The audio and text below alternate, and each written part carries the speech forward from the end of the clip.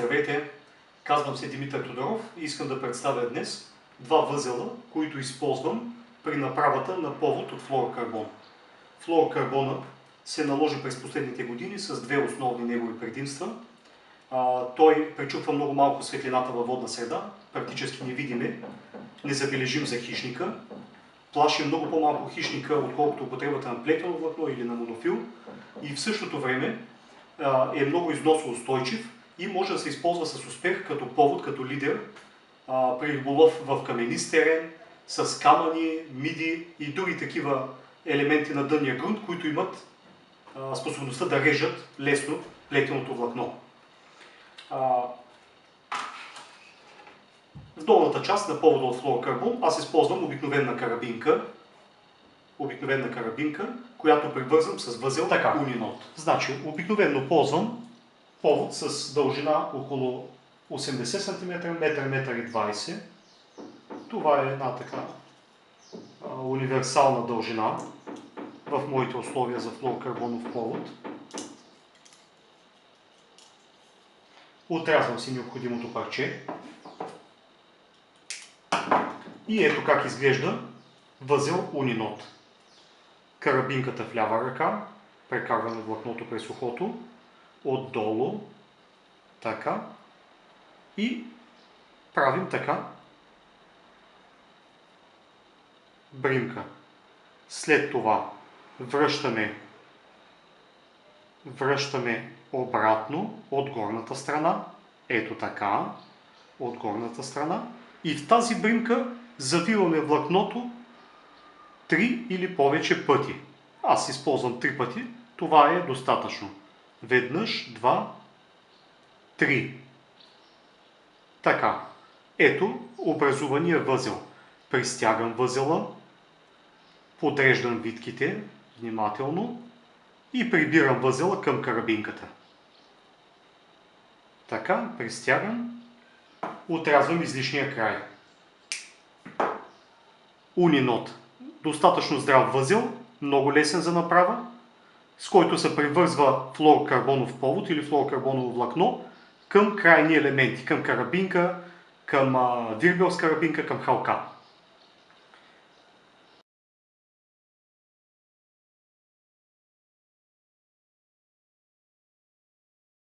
От другата страна, как свързвам поводът с основното влакно? Аз използвам предимно бреидове, плетени влакна, за това ще покажа как свързвам флуорокарбонов повод към брейд, към плетено влакно.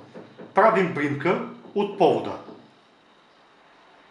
Прекарвам отдолу основното влакно, линията, и в ново образуваната бримка навиваме спираловидно 8-10 пъти напред.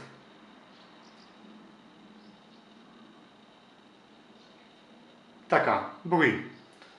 1, 2, 3, 4, 5, 6, 7, 8, 9, 10.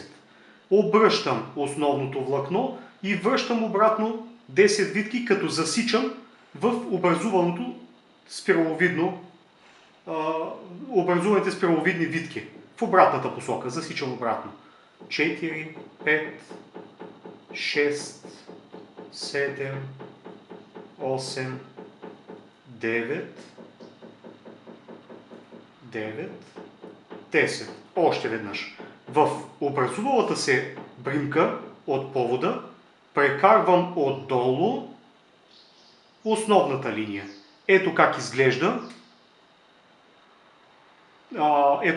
в процеса възела.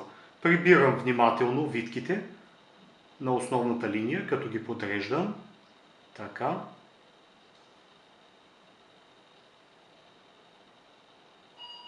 Така.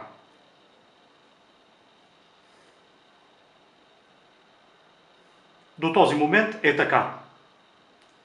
И така, Albright Knot е почти завършен. Направил съм витките на основната линия и тук слагам като контравъзел отново същия Uninode, който показах в началото. Връщам назад остатъка от флуорокарбоновия повод, назад и нагоре, и в новообразуваната бримка ето как изглежда. Назад и нагоре.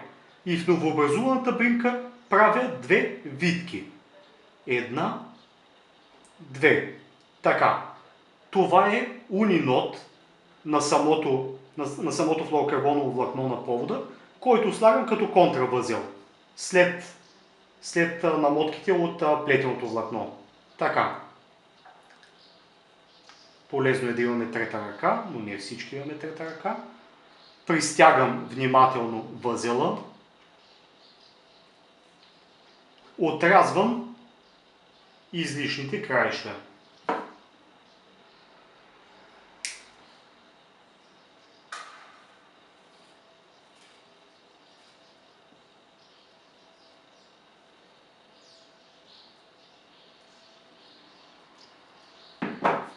Така, ето как изглежда в крайна сметка съединено плетено влакно с флуорокарбонов повод, с възел Albright Knot и последващ като контравъзел Uninod. Достатъчно здраво да издържи по-голямата част от теста на основната линия. Слабо звено, но достатъчно здраво да преборим нашите витки, нашите риби. Ако е направен внимателно възела, върши работа адекватно. Така изглежда в крайна сметка възела.